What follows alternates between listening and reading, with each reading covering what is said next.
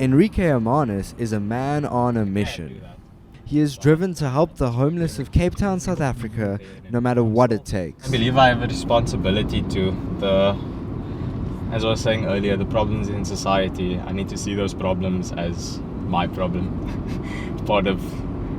and see myself as part of the solution to solving those problems. And these problems are serious. More than 200,000 people in South Africa are homeless. But for now, Enrique is off for a quick check-in at the Center of Hope. After this one is finished, then you can... I understand why some people have complaints and that type of thing, but it's part of the journey. Being a youth pastor, he always keeps a positive spirit, especially when walking through the Center of Hope.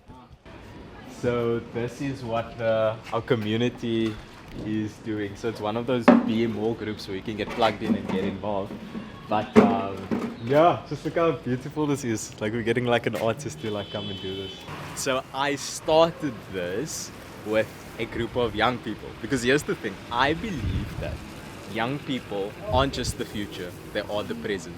As part of the job, Enrique needs to know when to give tough love to those who need it most. This gentleman has had a long relationship with Enrique, but now looks for a donation of clothing despite being given one yesterday and then setting it on fire. I get it, because you don't know the situation that he was involved in.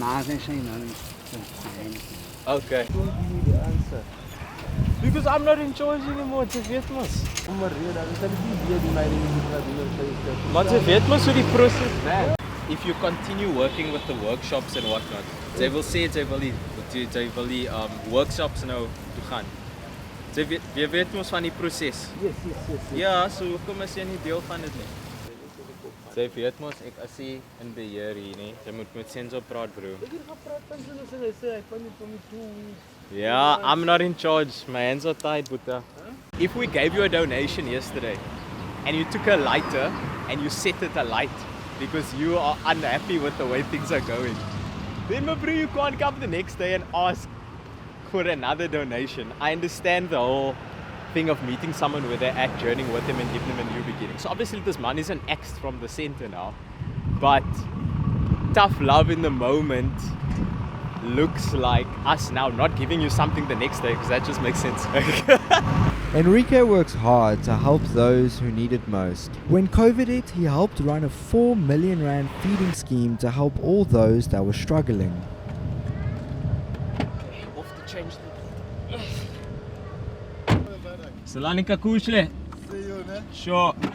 Working with the homeless every day, I asked him what hurts them the most.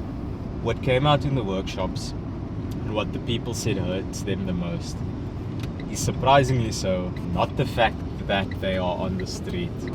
It's not the fact that they're on the substances, but the fact that they don't get seen. That is the thing that hurts them the most. And the thing that I encourage people to do more than anything, beyond the vouchers, beyond the groups of serving, just to take 5 minutes out of your day to notice someone, to stop on the side of the road and greet them. After his daily check-in at the Center of Hope, Enrique still has a multitude of tasks to complete. Now he is off to get some cleaning appliances for the organization. It may not be the most glamorous, but it's part of the job. Like you're posing now.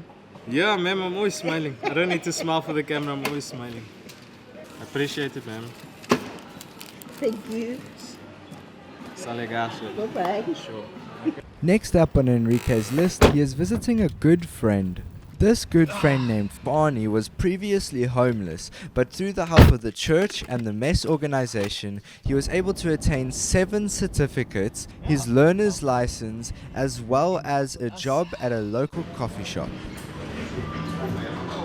Someone who's achieved things and stuff, and I just wanted to know if I could ask you about what you achieved while you've been at the house.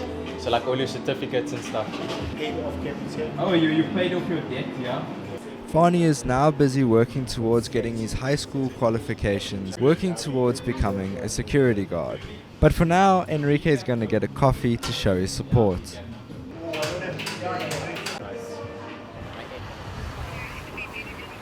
Next up on the itinerary is someone whose story is just as magnificent. Okay, just told Langanani we're on our way now.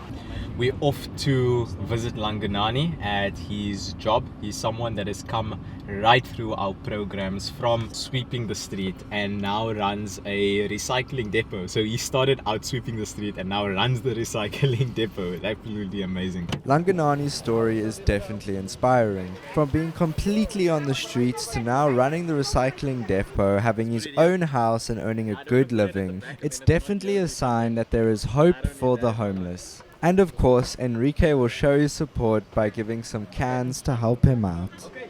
Yeah, just tell me, so just give me an update on the buyback center. Yeah.